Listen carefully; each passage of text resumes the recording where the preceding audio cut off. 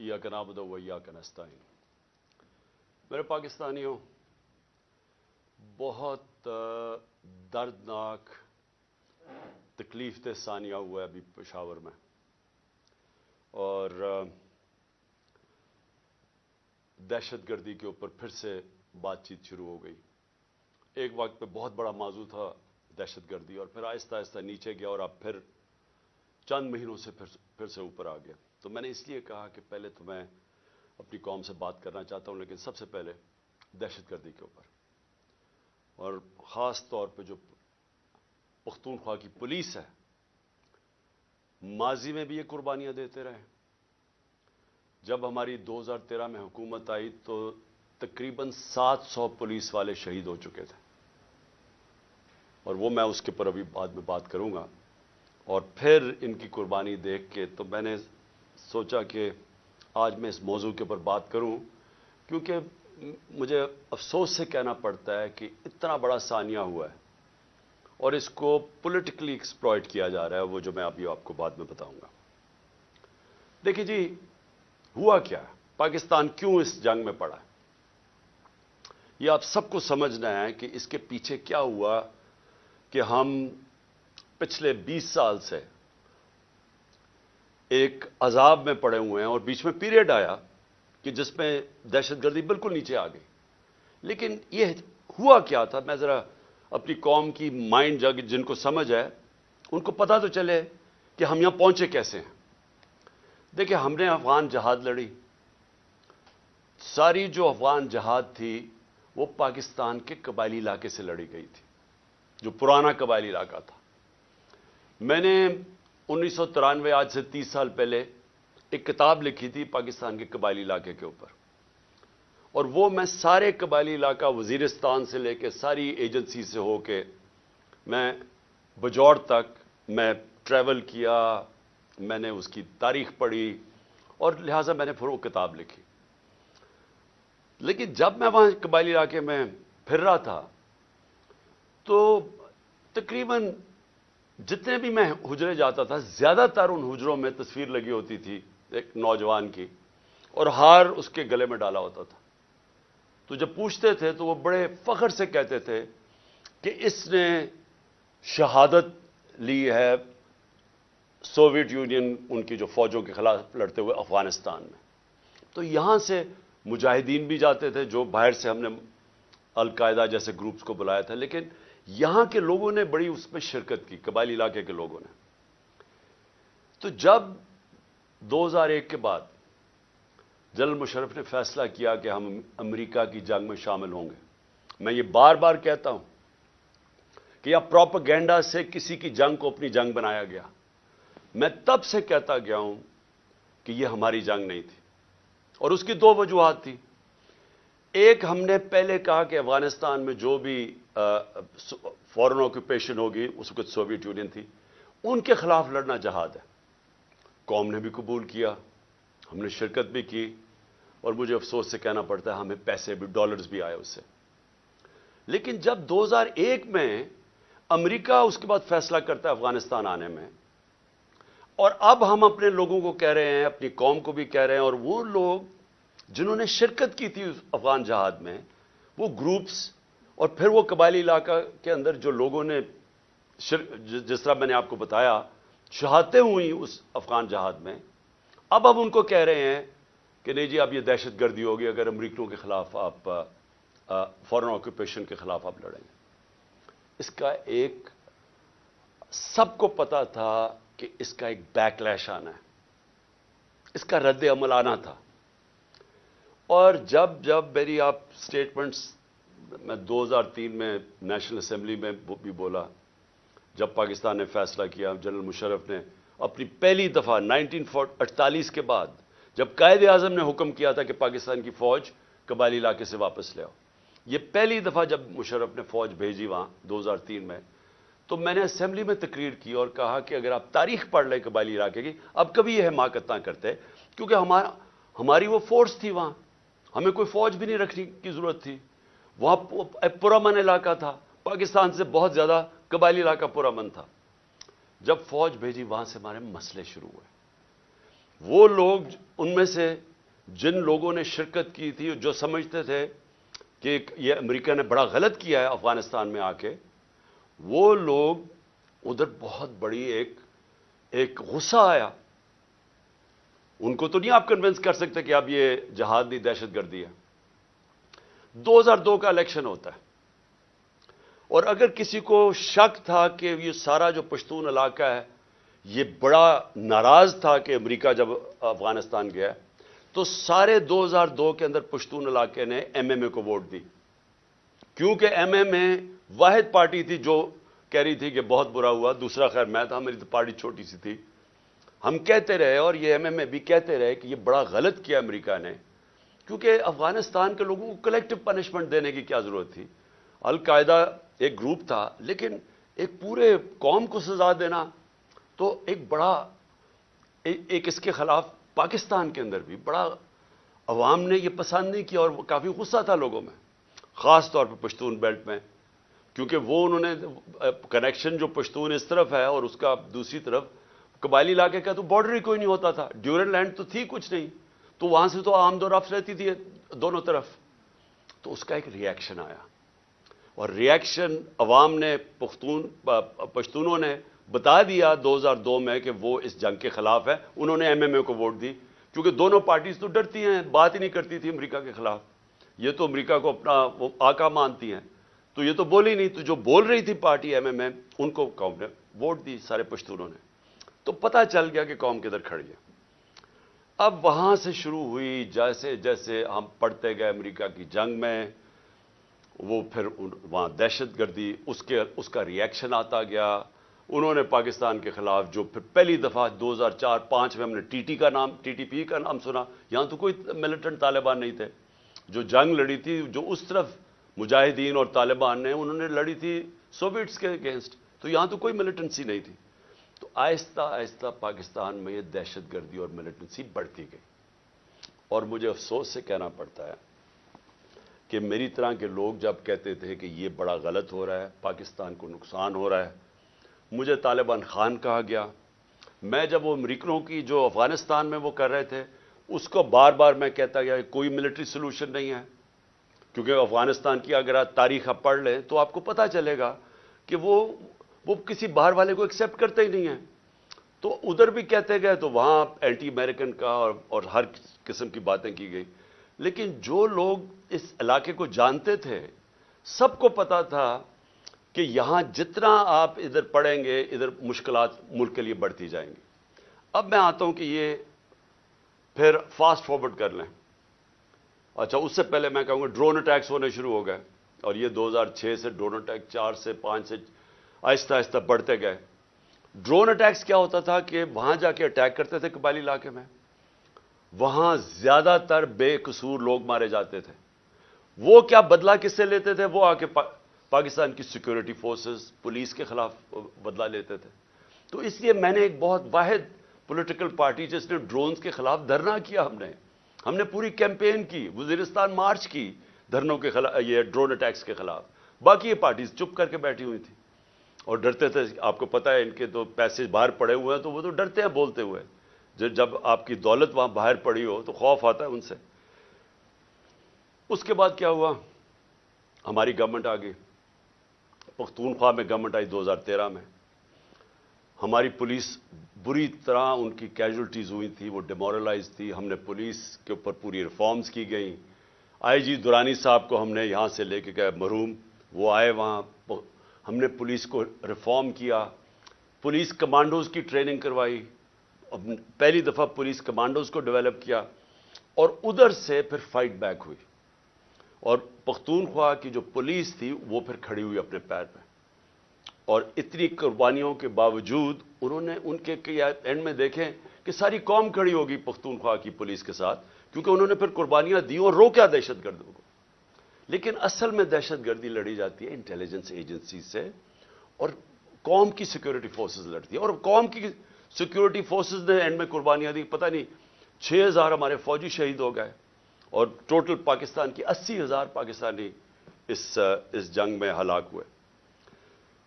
اب آ جائیں 2018 میں ہماری گورنمنٹ آ جاتی ہے. ہم فیسیلیٹیٹ کرتے ہیں افغان طالبان کے ساتھ بات چیت اور امریکن اور افغان طالبان کے بیچ میں بات چیت. ہم کوشش کرتے ہیں کیونکہ ہمارا انٹرسٹ تھا وہاں امن ہوگا تو پاکستان میں اس کا فائدہ ہوگا. کیونکہ اس وقت جو پچھلی افغان گورنمنٹ تھی وہ پرو پاکستان نہیں تھی, وہ پرو انڈیا تھی, اور وہ حکومت ہمیں کوئی ہیلپ نہیں ملتی تھی. جب یہاں پاکستان سے تین گروپس آپریٹ کر رہے تھے, افغانستان اٹیک کرتے تھے, تو وہ نہیں روکتے تھے. تو ہم نے پوری کوشش کی پہلے بات چیت کروائیں تاکہ امن ہو افغانستان میں. پھر ہم نے کوشش کی افغان گورنمنٹ کو اور طالبان کو اکٹھا بٹھانے کی, وہ ہم فیل ہو گئے, انہوں نے نہیں مانا. لیکن ہم نے کوشش کی, ہم نے دونوں اس گورنمنٹ سے بھی بات کر رہے تھے. میں گیا بھی کابل جب پریزیڈنٹ غنی تھے, تو صرف کوشش کی کہ ہم کسی طرح یہاں امن پیدا کریں. تو جب پچھلی 2021 کی گرمیاں, اب میں صرف آپ کو اس لیے تفصیل بتا رہا ہوں تاکہ آپ کو پتا ہو آج جو ہو رہا ہے اس کے پیچھے بیک گراؤنڈ کیا تھی. 2021 میں گرمیوں میں مجھے خوف آنا شروع ہو گیا جب امریکوں نے ڈیٹ اناؤنس کی وڈرال کی افغانستان میں. مجھے خوف آنا شروع ہو گیا کہ یہاں خانہ جنگی ہوگی افغانستان میں. اور ہماری ISI نے ہمیں پوری بریفنگ دی کہ 3 لاکھ فوج ہے افغانستان کی, اور جیسے ہی وڈرا اگر یہ جب امریکہ جائیں گے تو یہ 3 لاکھ فوج اور 60-70 ہزار صرف طالبان ہیں, تو یہاں تو خانہ جنگی شروع ہو جائے گی. تو ایک خوف تھا کہ جب وہاں خانہ جنگی شروع ہوگی تو اس کا فال آؤٹ پاکستان میں بھی آئے گا. ایک یہ خوف تھا کہ امریکہ ہمیں ہمارے پہ سینکشنز لگا دیں, کیونکہ وہ پہلے ہی کہہ رہے تھے کہ پاکستان کی وجہ سے ہم نہیں جیتے افغانستان میں. وہ پاکستانی انٹیلیجنس ایجنسیز کو بلیم کرتے تھے کہ وہ طالبان کے خلاف اس لیے کامیاب نہیں ہو کیونکہ پاکستان ان کی مدد کر رہا تھا. تو ڈر یہ تھا کہ ایک دفعہ سول وار شروع ہو گئی تو انہوں نے سارا ملبہ ہمارے پہ ڈال دینا. تو ہم تب سے میں پچھلی یعنی 21 کی گرمیوں سے آپ میری سٹیٹمنٹس دیکھ لیں, میں کہتا گیا تھا کہ وہ جو 2021 اور 22 کی سردیاں ہیں وہ پاکستان کے لیے سب سے مشکل وقت ہے.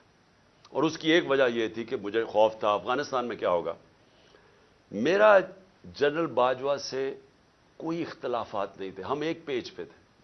اس ملک نے بڑا فائدہ ہوا جب کہ پاکستان کی اسٹیبلشمنٹ اور الیکٹڈ گورنمنٹ ایک پیج پہ تھی. اچھے کام ہوا. کرونا کے اندر دنیا نے ہمارا تسلیم کیا جس طرح ہم نے ڈیل کیا, لیکن سب ایک قوم نے مل کے اس سے لڑا. اس کے بعد ٹڈی بھی تھی, اس کا ایک آیا وہ بھی, اس پہ بھی بڑا ہمیں خوف تھا. تو ہر چیز میں اس وقت ہم اکٹھے چل رہے تھے. اختلاف پہلا یہ ہوا کہ ایکسٹینشن کے بعد جنرل باجوہ نے بار بار ہمیں کہا کہ NRO کو NRO دے دو اور یہ اکاؤنٹیبلٹی سے پیچھے ہٹ جاؤ اور نیب کو چینج کر دو جو اب نیب ہے. یعنی نیب کو لاز کو امینڈ کرنا یہ تب سے شروع ہو گیا تھا کہ جیسے آپ امینڈ کریں گے تو یا پولیٹیکل سٹیبلٹی آ جائے گی. بیسکلی ان کو NRO دے دو, جو ہم نے ریفیوز کر دیا. میں نے میٹنگ بھی تھی ایک ہوئی تھی جس میں میرے سینئر منسٹرز بیٹھے تھے, جنرل باجوہ نے یہ تجویز دی. ہم نے کام نہیں کرتے کیونکہ میں تو آیا ہی پالیٹکس میں 26 سال پہلے تھا رول آف لاء کے لیے اور انصاف, اور اگر انصاف نہیں ہوتا تو کرپشن ہوتی ہے. تو دوسرا اختلاف کدھر ہوا؟ دوسرا اختلاف ان سے ہوا جنرل فیض کے اوپر. اب میں آج ساری قوم کے سامنے رکھنا چاہتا ہوں جو حقائق کیا تھے. میرا جنرل فیض کو اس وقت میں سمجھتا تھا کہ کیونکہ 2021-22 کی سردیاں ہمارے لیے بڑی مشکل ہوں گی, میں چاہتا تھا کیونکہ افغانستان کا فال آؤٹ آنا تھا, میں یہ چاہ رہا تھا کہ ان کو یہ سردیوں تک جنرل فیض کو رکھا جائے. کیونکہ اگر سب سے مشکل ٹائم ہے تو جو سب سے ایکسپیرینسڈ آپ کا انٹیلیجنس کا چیف ہے اس کو ہونا چاہیے, آپ کا بیسٹ کھلاڑی ہونا چاہیے. مجھے تب سے خوف تھا دہشت گردی کا. میں نے بار بار جنرل باجوہ سے بھی بات کی, میں نے اپنی کیبنٹ کو بھی بتایا کہ سردیاں ہمارے لیے مشکل ہیں, کیونکہ ایک پوری تاریخ میں دیکھ رہا تھا, مجھے تو پوری بیک گراؤنڈ پتا ہے اس کی. اللہ نے کرم کرنا تھا ایک طرح ہمارے اوپر بھی اور افغانستان کے لوگوں کے اوپر کہ وہ جو امریکن جو ٹرین کیا ہوا تھا افغان فوج اس نے ہتھیار ڈال دیے. پریزیڈنٹ غنی ملک سے چلا گیا افغانستان سے, ایک دم طالبان کی گورنمنٹ آ گئی, کوئی خانہ جنگی سے یہ سارا خطہ بچ گیا. اس نے آپ کو اندازہ نہیں کہ پاکستان کے اوپر کتنا فائدہ ہوا اس کا. اگر خدا نہ خواستہ خانہ جنگی شروع ہو جاتی ہمیں سب سے بڑا نقصان ہونا تھا. اللہ نے کرم کیا، افغانستان کے لوگوں پہ ہمیں بھی بچا لیا۔ اب اس کے بعد کیا ہوا؟ پاکستان، کیونکہ ہم نے دعا کے ڈائلاگز جو امریکن اور طالبان کے تھے، ہم نے سب سے زیادہ اس میں پروموٹ کیا، اس کے اندر ہمارا سب سے بڑا کام تھا۔ تو ایک جو گورنمنٹ سب سے پہلے جس کے سب سے اچھے تعلقات تھے افغانستان میں، وہ پاکستان تھا، اور جو دنیا نے ایکنالج کیا کہ جو ایویکویشن ہوئی افغانستان میں، اس میں پاکستان نے سب سے بڑا رول پلے کیا، کیونکہ ہمارے تعلقات اچھے تھے۔ اور پھر شاہ محمود قریشی کو میں نے وہاں بھیجا، انہوں نے ان سے میٹنگز کی۔ ہماری کوشش یہ تھی کہ 2500 کلومیٹر کا ہمارا بارڈر ہے افغانستان کے ساتھ، ہمارے تعلقات اچھے ہوں گے تو یہ جو 3 قسم کے دہشت گرد پاکستان میں آپریٹ کر رہے تھے، B L A, T T P اور پھر آئسل، تو ہماری کوشش یہ تھی کہ ہم ان کے ساتھ اگر وہاں سٹیبل گورنمنٹ آ جائے تو پاکستان بچ جاتا ہے دہشت گردی سے۔ او آئی سی کی منسٹرز کی میٹنگ کروائی غالباً دسمبر میرے خیال میں 2021 میں، افغانستان کو ٹاپک رکھا، دنیا کو بتایا کہ افغانستان کی سٹیبلٹی ضروری ہے، جس پہ ایک ہم نے اپنی وجہ بتائی کہ پاکستان میں دہشت گردی کنٹرول کرنے کے لیے سٹیبل افغانستان ضروری ہے، کانفرنس کروائی۔ اس کے بعد کیا ہوا کہ اس کے بعد بدقسمتی سے رجیم چینج آ گئی اور ہماری گورنمنٹ کو ہٹایا گیا۔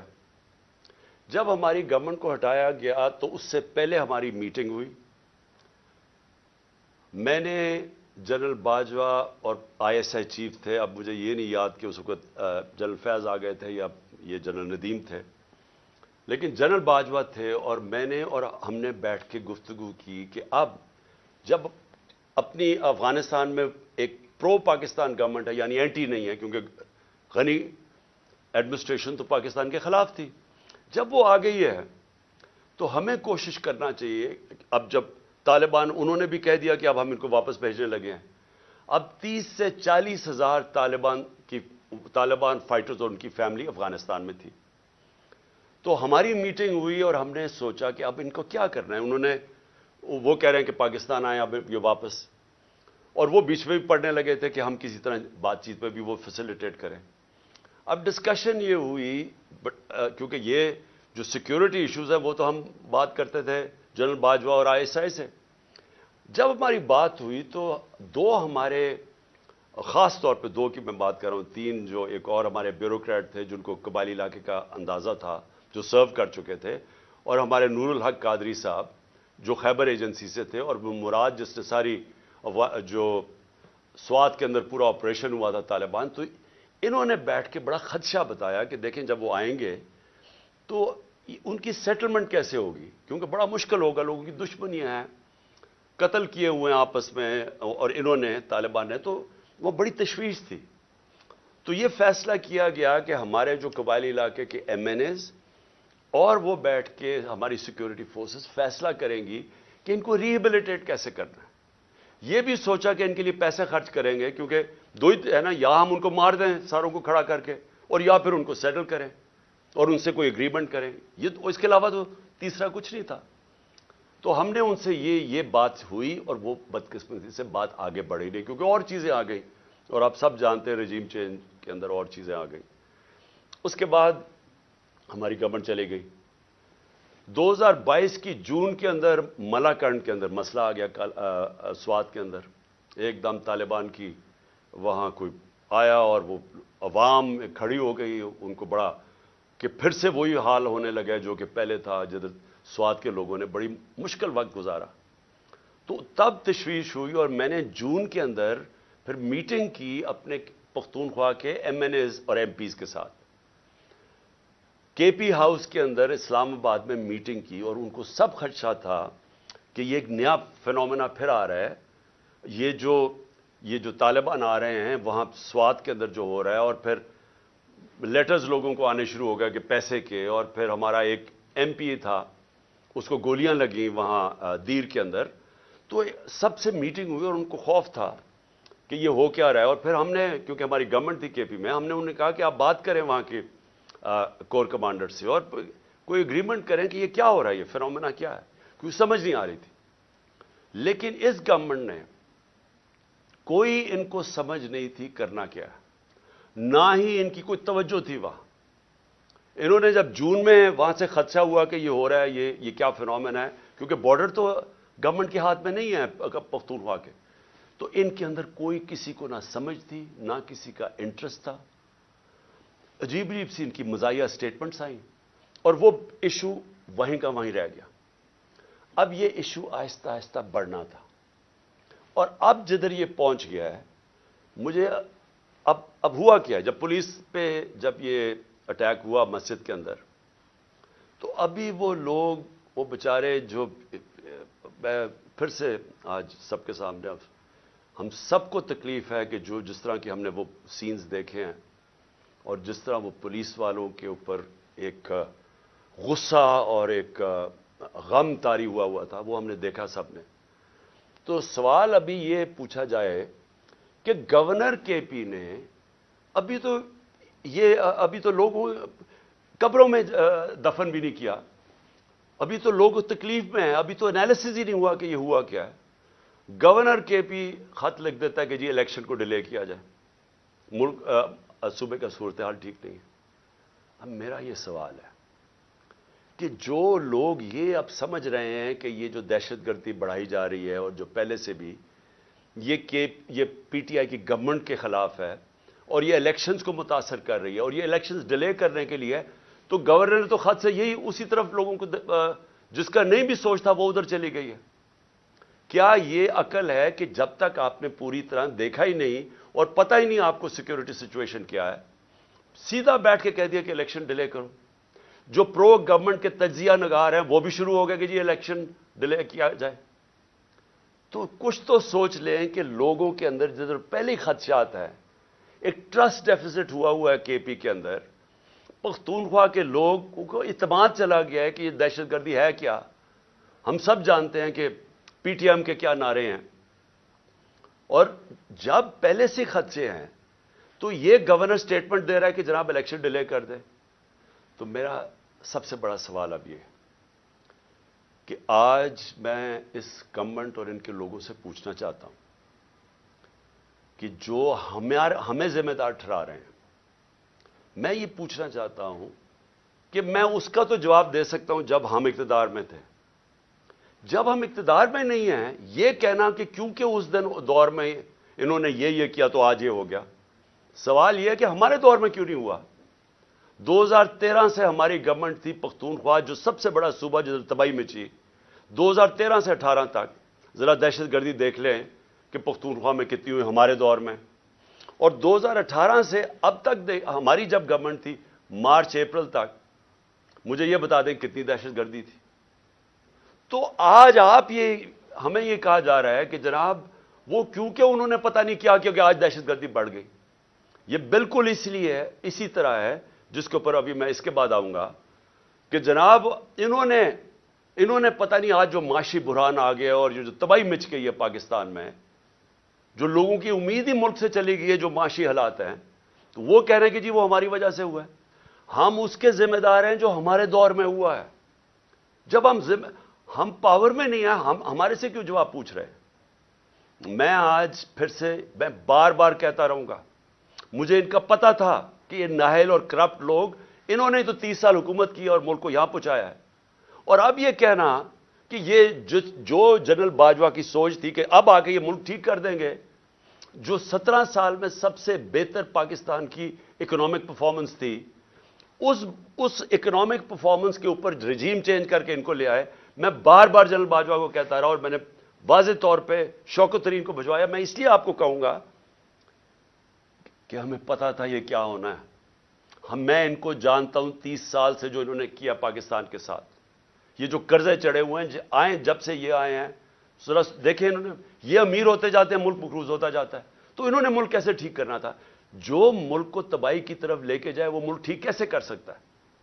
ان کے یہ جو نون لیگ کی 99 یہ گورنمنٹ چھوڑ کے گئے ہیں، ذرا دیکھ لیں کہ کیا حال تھا پاکستان کی معیشت کا، اور اب یہ جو 2018 میں چھوڑ کے گئے تب دیکھ لیں کیا حال تھا. تو اب ان کو جب ہمیں ہٹا کے ان کو لے کے آئے، انہوں نے اب ٹھیک کر دینا تھا ملک. چلتی ہوئی معیشت جو 17 سال میں اس کی گروتھ ریٹ، یعنی جو اکانومی میں دولت میں اضافہ ہو رہا تھا 5.7 اور 6%، آخری 2 سالوں میں کرونا کے باوجود کورونا کا بھی میں بار بار آپ کو اس لیے یاد کرواؤں گا، یہ دنیا کے اندر اتنا بڑا ثانیہ صدی میں ایک دفعہ آتا ہے، اور دیکھیں گے پاکستان کیسے نکلا اس میں سے، اور پھر اپنے لوگوں کو، معیشت کو، سب کو بچا لیا، غریبوں کو بچا لیا۔ اور ہم جب وہاں سے جب اس کو بتایا جنرل باجوہ کو کہ یہ نہ کامیاب ہونے دیں، اور اس لیے کامیاب نہ ہونے دیں کیونکہ یہ نہیں سنبھال سکیں گے، اور وہی ہوا، جیسے ہی آئے ملک نیچے جانا شروع ہو گیا۔ مجھے بتائیں کون سا اتنا بڑا عذاب آیا تھا؟ کیا چینج آیا کہ دہشت گردی بھی اسپانوں میں چلی گئی اور یہ معیشت بھی زمین پہ چلی گئی؟ کون سا چینج آیا تھا؟ یعنی کوئی مجھے سمجھائے کہ ہمارا تو مسئلہ بنا ہوا تھا، تیل پہنچ گیا تھا 110 سے $115 بیرل، اب وہ آگے ابھی اوپر ہی بھی ہے تو $85 کا ہے۔ تو جب اصل تو مہنگائی تیل کی وجہ سے آتی ہے جو آپ امپورٹ کرتے ہیں، تو ہم نے تو جو انرجی کی قیمتیں وہ بھی اوپر گئیں، کموڈٹی سپر سائیکل جس کو کہتے ہیں اس کو بھی گزارا۔ 2.5 سال ہم IMF کے نیچے تھے، IMF کے پروگرام سے بھی گزرے۔ اس کے باوجود اگر ہم یہ پاکستان کی دولت میں اضافہ کر سکتے ہیں، انڈسٹری بھی گرو کر رہی تھی، کسان بھی خوش تھا، سروسز بھی اوپر جا رہی تھی، فیوچر ٹیکنالوجی اس میں گروتھ آ گئی تھی، ہمارے ٹیکس کلیکشن بڑھ گئے تھے، ہمارے record tax collection, overseas Pakistani کو اعتماد تھا ہمارے پہ، وہ ریمیٹنسز ریکارڈ بھیج رہے تھے $31 ارب کی، تو یہ آتے ساتھ ہی آج نیچے کیسے پہنچ گئے؟ یہ ہونا ہی تھا۔ اور میں آپ کو صرف یہ بتانا چاہتا ہوں کہ آج ہم کدھر جا رہے ہیں۔ میرے سے وہ چیزیں پوچھے جب میں اقتدار میں تھا، اگر یہ نہ ہٹاتے پھر ہم ذمہ دار تھے۔ اگر یہ نہ سازش کر کے، یہ جو شہباز شریف اب بولتا پھرتا ہے، کیوں آپ نے سازش کی تھی کہ اگر آپ کو اتنا خوف تھا، ہماری تیاری نہیں تھی، ملک کے حالات بہت برے تھے، ہمیں رہنے دیتے، 1 سال، 1.25 سال، 1.5 سال رہ گیا تھا، ہم ذمہ دار تھے۔ پھر ہم اس کے ذمہ دار کیسے ہو جو آپ آ کے ملک کا بیڑا غرق کر کے رکھ دیا ہے، ہر طرح ملک نیچے لے گئے ہیں۔ مجھے یہ ذرا یہ سمجھائیں کہ 90 روپیہ گرا ہے ڈالر کے مقابلے میں، 90 روپے، کیا اس کے ہم ذمہ دار ہیں؟ یعنی کیا آپ مجھے صرف یہ سمجھا دیں کہ یہ جسٹیفائی کیسے کرتے ہیں کہ 90 روپے ڈالر کے مقابلے میں کم ہو گیا؟ 90 روپے پاکستان کی دولت، لوگوں کے پیسے کے اندر کمی آ گئی ہے۔ یعنی جب آپ ڈالر اوپر جاتا ہے تو آپ کے روپے کی جب قیمت نیچے جاتی ہے تو آپ کی خریدار کی قیمت نیچے چلی جاتی ہے، اس سے جو چیز آپ باہر سے امپورٹ کرتے ہیں وہ سب مہنگی ہو جاتی ہیں۔ اور اس کا جب اثر آئے گا، جب 90 روپے آپ گراتے ہیں، آپ گرتا ہے آپ کی نااہلی کی وجہ سے، اس کا اب اثر کدھر آ رہا ہے؟ ہر شعبے پہ اس کا اثر آ رہا ہے۔ سب سے پہلے مہنگائی، آج لوگوں کا سب سے بڑا مسئلہ مہنگائی بن چکا ہے۔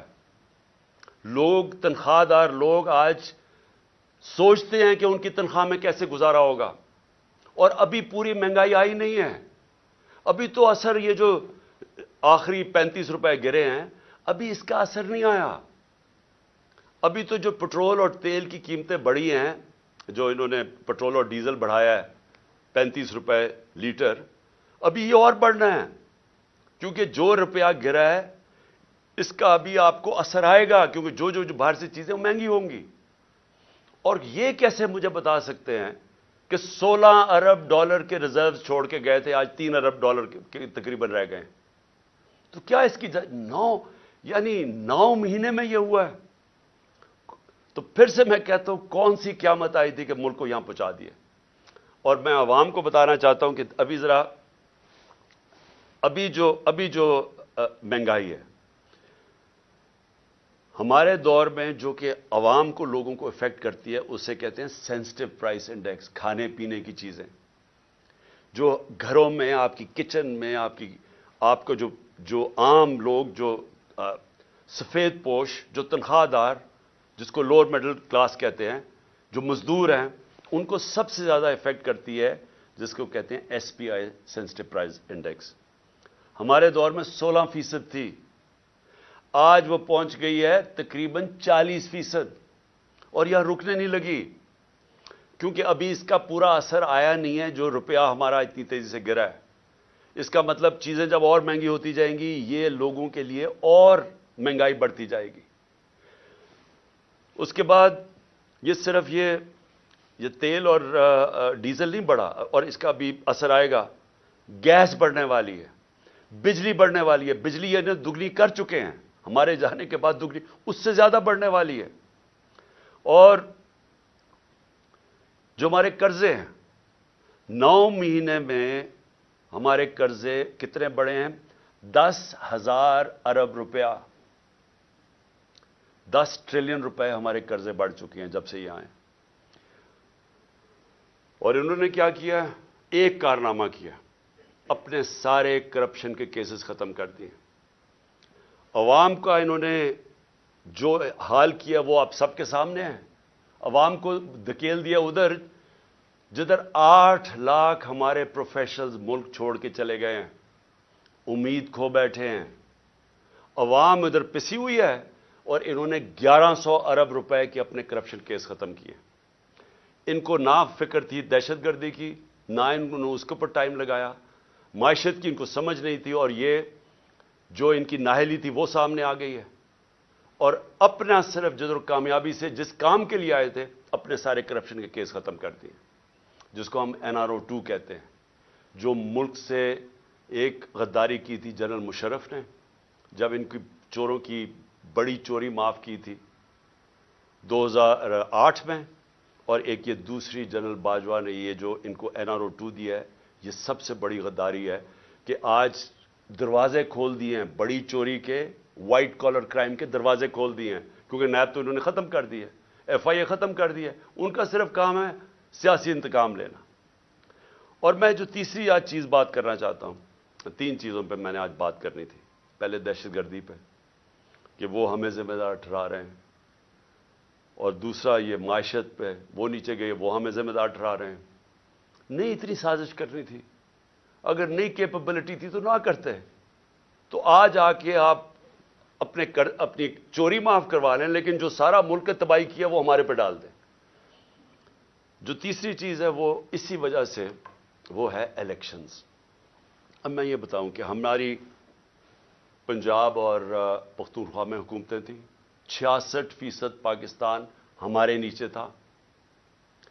हमने पहली दफा इस मुल्क की तारीख में अपनी 2 गवर्नमेंट्स को डिसॉल्व किया, अपनी गवर्नमेंट्स छोड़ी। हमने क्यों छोड़ी? अब हमें कोई जरूरत नहीं थी, किसी ने बंदूक नहीं रखी थी हमारी गवर्नमेंट कराने के लिए। हमने इसलिए छोड़ी क्योंकि हम सबको खौफ आ रहा है पाकिस्तान का, ये जो तबाही की तरफ ये लेके जा रहे हैं, और मुझे खौफ है कि आगे और हमने कितना नीचे जाना है। IMF मिल भी गई तो वो भी कैंसर का इलाज डिस्प्लिन से होगा। खौफ ये था कि अगर ये ज्यादा, और इनका कोई इलेक्शन करवाने का सोच नहीं, ये भी वाजे हो जाना चाहिए कि इतनी जल्दी इन्होंने पेशावर के सानिया को इस्तेमाल किया है कि किस तरह इलेक्शन डिले हो जाए। इनका इलेक्शन इस साल करवाने का भी नहीं था प्लान, ये आगे लेके जाना चाहते हैं। और इनकी पूरी कोशिश ये है कि किसी ना किसी तरह ये तब इलेक्शन करवाएं जब ये समझे कि तहरीक इंसाफ खत्म हो चुकी है। ये इनका प्लान है। और हमने इसलिए ये इलेक्शन का फैसला किया, और हमने ये सोचा कि किस तरह हम इलेक्शन करवा सकते हैं। हमने कहा अपनी गवर्नमेंट से निकल जाते हैं, और हमने आइन को सामने रखते हुए ये फैसला किया। आइन के अंदर बड़ा वाज़ेह है, इसमें कोई उबाम नहीं है, कोई भी इसके खिलाफ नहीं जा सकता। आर्टिकल 105 आइन का वाज़ेह तौर पे कहता है कि जब असेंबलीज डिसॉल्व होंगी तो 90 दिन और उससे कम में इलेक्शन होगा। कोई इफ्स एंड बट्स नहीं है इसमें। यह हमने कुर्बानी इसलिए दी कि हम से समझते थे कि यहां एक ही तरीका है कि एक दफा पंजाब और पख्तूनख्वा में इलेक्शन हो गया तो मजबूरन 66% पाकिस्तान में इलेक्शन होगा, मतलब सारे मुल्क में हो जाएगा। तो हमने तो इसलिए दी।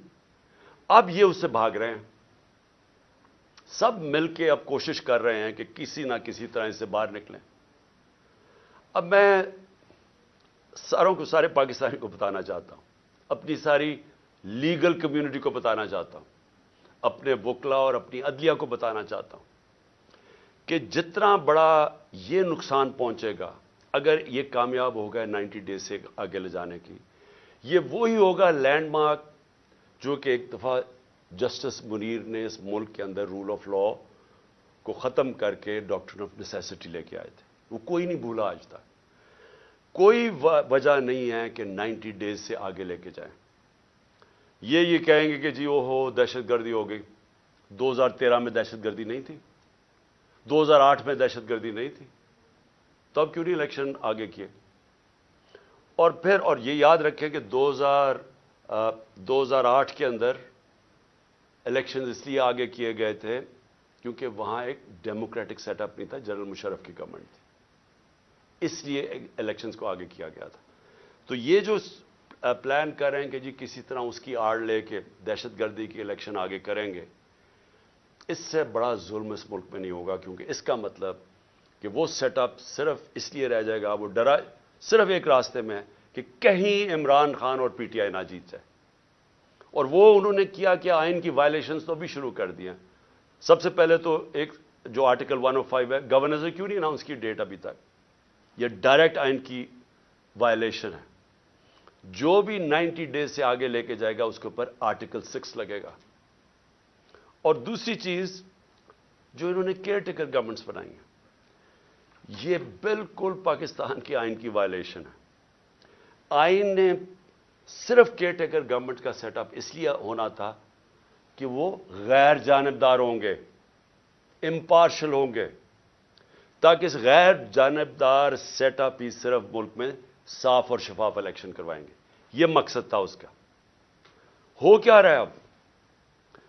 وہ حکومتیں آ گئی ہیں پختونخوا میں اور یہاں پنجاب میں، جو یہی نہیں کہ وہ صرف غیر جانبدار نہیں ہیں، وہ سخت ہمارے خلاف ہیں. ابھی سے سارے قدم اٹھانے شروع ہو گئے ہیں جو کہ یہ شہباز شریف کی حکومت بھی نہ تھوڑا سوچ سمجھ کے کرتی، کیونکہ جلدی میں ہے. ابھی سے ہمارے اوپر کیسز قدم جو فواد چودھری سے انہوں نے کیا. اور فواد چودھری سے کیوں کیا؟ فواد چودھری کا یہ بتانے کی کوشش کر رہے ہیں کہ ہم اس طرح آپ کو ذلیل کریں گے. ہتھکڑیاں، وہ کوئی دہشت گرد تھا، اس کے منہ پر کپڑا ڈال کے لے کے آ رہے ہیں. اس کو کمرے میں یعنی اتنی سردی کے اندر اس کو کمرے میں زمین پہ اس کو سلوا رہے ہیں. وہاں کون سا جرم کیا اس نے؟ اعظم سواتی سے پہلے یہ کیا، شہباز گل سے پہلے یہ کیا.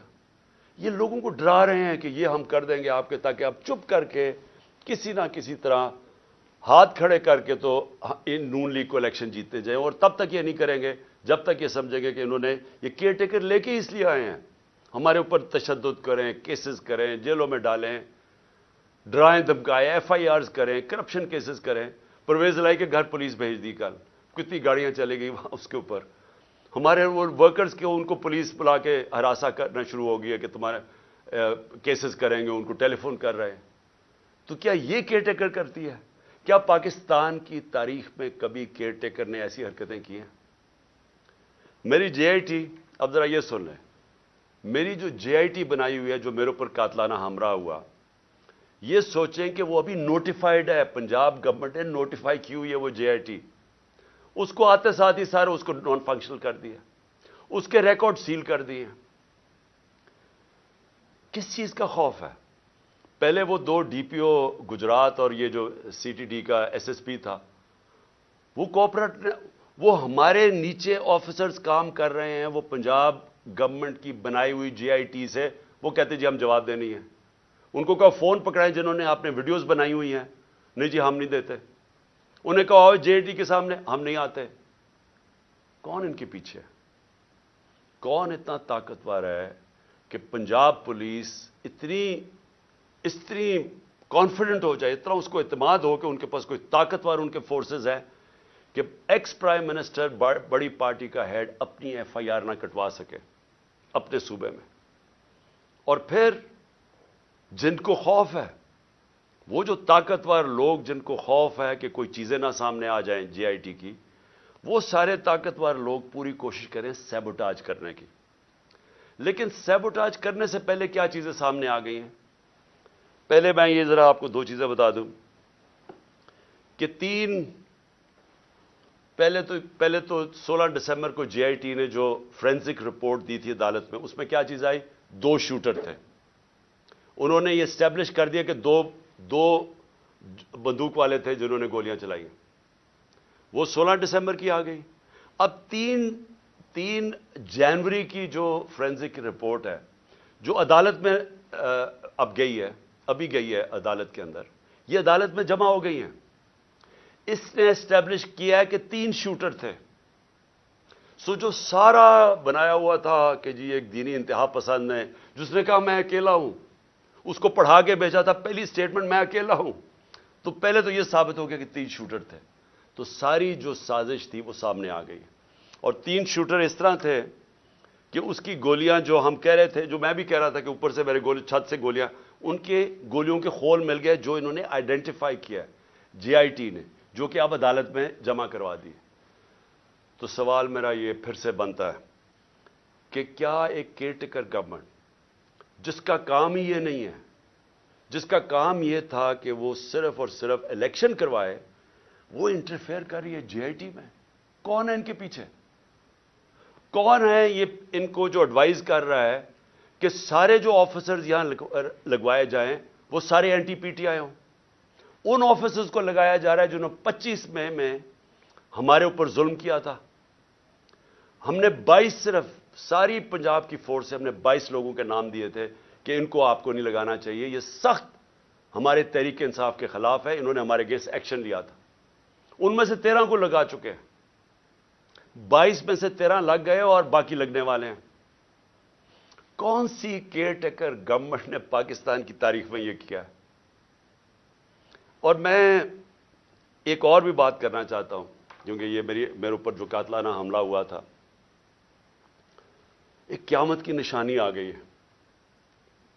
آصف زرداری نے میرے اوپر ہرجانہ کر دیا، ڈیفیمیشن کر دیے. ڈیفیمیشن کا کیا مطلب ہوتا ہے؟ کہ میری ریپوٹیشن کو نقصان پہنچایا گیا ہے، اس لیے میں عدالت میں جا رہا ہوں. آصف زرداری صاحب، سب سے پہلے جب یہ عدالت میں کیس جائے گا، میں تو بڑا شکر کر رہا ہوں کہ آپ عدالت میں آئیں گے. سب سے پہلے وہ آپ سے پوچھیں گے کیا آپ کی کوئی ریپوٹیشن ہے جو خراب ہوئی ہے، اس کو نقصان پہنچ سکتا ہے. ساری دنیا میں مضمون آپ کو دکھائیں گے پہلے کہ مسٹر 10% آپ کا نام رکھا گیا تھا، کہ ہر چیز کے اوپر پیسے بناتے تھے. سندھ کے لوگوں سے پوچھیں کہ کیا ظلم کا نظام آپ نے وہاں رکھا ہوا ہے. قرآن پہ ہاتھ رکھ کے بتائیں کہ آپ نے اب تک کتنے لوگ مروا چکے ہیں. وہ جج کا جو نام آپ کے اوپر آتا ہے، بتائیں نا لوگوں کو کہ آپ نے کیا کیا کیا اپنی ماضی میں، کس طرح کی دہشت پھیلائی ہوئی آپ نے سندھ کے اندر. میں تو شکر کر رہا ہوں کہ میرے اوپر ہرجانہ کریں آپ. اور پھر کیا یہ جب میں کہہ رہا تھا کہ میرے اوپر حملہ ہونے والا ہے، یہ جو جے آئی ٹی کی رپورٹ کے سامنے کہ ایک دینی انتہا پسند کے نام پہ مجھے قتل کریں گے، تو کیا کسی نے رائٹنگ میں دیا تھا کانٹریکٹ؟ مجھے پتا چل ہی گیا تھا نا کہیں سے. تو میں اس لیے بول رہا تھا تب، اور جلسوں میں کہہ رہا تھا کہ کرنے والے ہیں. اس سے پہلے بھی ایک پلان بنایا ہوا تھا، یہ پلان بھی بنا تھا. تو کوئی مجھے رائٹنگ میں تو کسی نے نہیں کہا تھا کہ آپ ثبوت دیں. جی مجھے انفارمیشن ملی تھی تو میں نے کہا تھا، اور وہ ساری انفارمیشن ثابت ہو رہی ہے. یہ جو جے آئی ٹی میں کور اپ کرنے کی کوشش ہو رہی ہے، یہ طاقتور لوگ اپنے آپ کو بچا رہے ہیں، اس لیے وہ خوف زدہ ہیں کہ کہیں سچ نہ سامنے آ جائے. اور یہ جو آصف زرداری آپ نے جو گیم کی ہے، یہ ایک سپلنٹر گروپ ہے دہشت گردوں کا. اور میری انفارمیشن اتنی سالڈ ہے، وہ اتنی سالڈ ہے کہ وہ اس میں جو مجھے ڈیٹیلز پتہ ہے کہ کون سے وہ ایجنسیز کے آفیسرز اس کے ساتھ آپ کے ساتھ ملے ہوئے ہیں جنہوں نے پلان کیا ہے. پہلے تھا ایک قتل کا پلان ہے، اس کو میں نے جب 4 نام میں نے ٹیپ پہ ریکارڈ کر کے ملک سے باہر پہنچا دیے، مجھے کچھ ہوگا وہ نام آ جائیں گے. پھر پلان بی بنا جس میں 3 لوگ ملوث تھے، اس کا میں نے سیدھی طرح، اور اس کی ایف آئی آر، اس کی کیونکہ ایف آئی آر نہیں ہوئی، اسی سے ثابت ہوتا کہ وہ 3 ملوث تھے. کیونکہ میری رائٹ ہے، یہ تو میرا حق ہے کہ ایف آئی آر، میرے اوپر قاتلانہ حملہ ہوا، مجھے اجازت ہونی چاہیے تھی، انویسٹیگیشن میں اپنے آپ کو ثابت کر لیتے ہیں. اور یہ جو تیسرا جو یہ پلان انہوں نے کیا ہوا ہے، اب یہ دہشت گردی کے نام پہ ہوگا کہ پہلے تو دینی انتہا پسند نا سلمان تسیر ٹائپ مرڈر، اب یہ ہوگا کہ جی دہشت گردی ملک میں آ گئی ہے تو جی دہشت گرد کا خود کش حملہ ہو گیا اور عمران خان کو مار دیا۔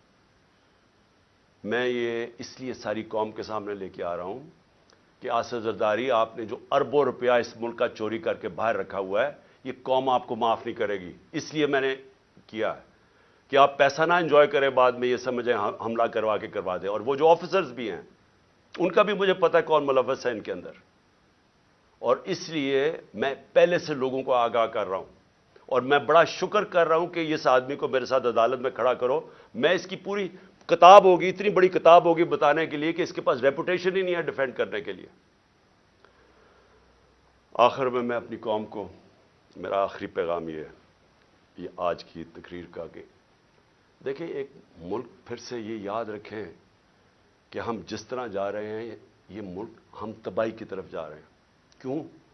کیونکہ ہمارا ایک بہت بڑا، جب پاکستان بنا تھا اس کے پیچھے ایک بڑا فلسفہ تھا، اس کے پیچھے قربانیاں تھیں، اس کے پیچھے ایک بڑی خواب تھی۔ اس ملک کو بنانے کے لیے ساری دنیا، مسلمان دنیا میں خوشیاں ہوئی تھیں۔ مجھے البینیا کا پرائم منسٹر ملا ایک دفعہ، اس نے کہا کہ ہم قائد اعظم کی تقریریں سنا کرتے تھے، اب وہ فوت ہو گئے، ہم ریڈیو پہ سنا کرتے تھے، اور نیلسن منڈیلا نے کہا کہ وہ قائد اعظم کی تقریریں سنتے تھے کیونکہ وہ سارے آزادی کی جنگ میں ملوث تھے۔ اور اس نے کہا کہ مٹھائیاں بانٹی گئیں البینیا کے اندر جب پاکستان بنا۔ یہ ساری مسلمان دنیا میں ایک ہوپ آئی کہ ایک ایسا ملک بنے گا۔ اس وقت سب سے بڑی پاکستان کی آبادی تھی مسلمان ملکوں میں، بدقسمتی سے ناانصافی کی وجہ سے ایسٹ پاکستان علیحدہ ہوا۔ تو اس وقت سارے لوگوں نے امید لگائی ہوئی تھی کہ ایک ایسا ملک آئے گا جو لیڈ کرے گا مسلمان دنیا کو۔ ہم کدھر پہنچ گئے وہاں سے؟ ہمارے پاس یہ چور اوپر بیٹھ گئے، آ کے پیسے ان کے باہر پڑے ہیں، ملک کا ان کو کوئی فکر ہی نہیں ہے۔ روپیہ 90 روپیہ ڈالر مہنگا ہو گیا ہے ان کے 9 مہینے میں۔ ان کو کیا فائدہ ہوا؟ ان کو کیا نقصان ہوا؟ فائدہ ہی فائدہ، نقصان زیرو، کیونکہ ان کے ڈالرز میں پیسے پڑے ہوئے ہیں باہر، ان کے تو ڈالر اور ان کی ویلیو اوپر چلے گی، انہوں نے تو پیسہ باہر رکھا ہوا ہے، ان کو تو فائدہ ہو گیا۔ نقصان ہماری طرح کے پاکستانیوں کو ہو رہا ہے جن کا جینا مر رہا ہے یہاں۔ ان کے لیے تو عذاب ہو جاتا ہے، جی ای سی ایل پہ ڈال دیا، مجھے ڈالیں ای سی ایل پہ، مجھے کیوں نہیں فکر کہ اچھا جی ای سی ایل پہ ڈالیں گے تو مجھے بڑا کوئی مسئلہ ہو جائے گا۔ ان کو کیوں مسئلہ ہے؟ کیونکہ پیسے گننے ہوتے ہیں، پراپرٹیز باہر دیکھنی ہوتی ہیں، بڑے بڑے ہیرڈ جیسی جگہ پہ شاپنگ کرنی ہوتی ہے، بڑے بڑے باہر ریسٹورنٹس میں جب اتنا بڑا پیسہ آ جائے تو وہ خرچ بھی کرنا ہے نا، وہ پاکستان میں تو نہیں ہو سکتا۔ عذاب ای سی ایل پہ ڈال کے، مجھے ڈال دیں ای سی ایل پہ۔ جن کا جینا مرنا آج پاکستان میں ہے وہ سارے آج تشویش میں ہیں، غم زدہ ہیں، سب کو خوف آ رہا ہے آگے کدھر ملک جا رہا ہے۔ میں ہر پاکستانی کی بات کر رہا ہوں جو سمجھتا ہے کہ یہ ہماری ماں ہے، ہمارا ملک ہے، وہ سب آج ان سب کو خوف آ رہا ہے کہ جو ڈائریکشن میں پاکستان جا رہا ہے۔ اور میں پھر سے یہ کہتا ہوں کہ ہمیں وقت ہے ابھی بھی، اور ایک راستہ ہے بس، جو مرضی، میں آپ سے نہیں کہہ رہا، میں 8-9 مہینے سے ایک ہی بات کہہ رہا ہوں کہ یہ جو لوگ آئے ہیں اس سے نکلنے کا ایک ہی حل ہے، ایک فری اینڈ فیئر الیکشن کروائے جائیں جلدی سے جلدی، عوام کے مینڈیٹ سے گورنمنٹ آئے۔ جب عوام کی بیکنگ سے گورنمنٹ آئے گی وہ بڑے فیصلے کرے گی، یہ چوہوں کی طرح نہیں، یہ چوروں کی طرح نہیں جو ڈرتے ہیں فیصلے کرتے ہوئے، کیونکہ ان کا تو مقصد ہی گورنمنٹ میں اور آنے کا، یہ ملک تو ٹھیک نہیں کرنے آئے۔ ان لوگوں کو جن کو پبلک بیک کرے گی، پبلک مینڈیٹ سے آئیں گے، وہ بڑے فیصلے کریں گے۔ جب وہ بڑے فیصلے کریں گے، اس فیصلوں سے یہ ملک نکلے گا اس بحران سے۔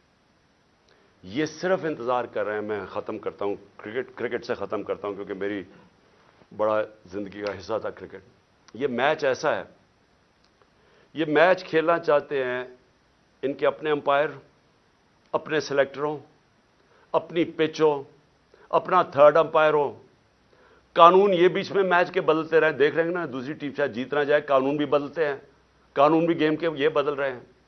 اور جو مخالف ٹیم ہے اس کے کیپٹن کو یہ جیل میں ڈالنا چاہتے ہیں، اس کی اچھے پلیئرز کو یہ ان کے اوپر مقدمے کر کے ان کو باہر رکھنا چاہتے ہیں ٹیم سے.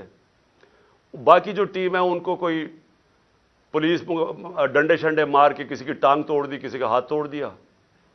اوپر سے جب یہ سمجھے گے نا کہ اب یہ ٹیم بالکل ہی اب نکارہ ہو گئی ہے، تو پھر وہ 12th مین جو باہر لندن میں بیٹھا ہوا ہے وہ جب سمجھے گا نا، وہ اتنا ڈرپوک آدمی، وہ صرف تب واپس آئے گا جب وہ سمجھے گا اب ٹیم قابل ہو گئی ہے کہ جناب میں اب نیلسن منڈیلا آ کے اب میں جیتوں.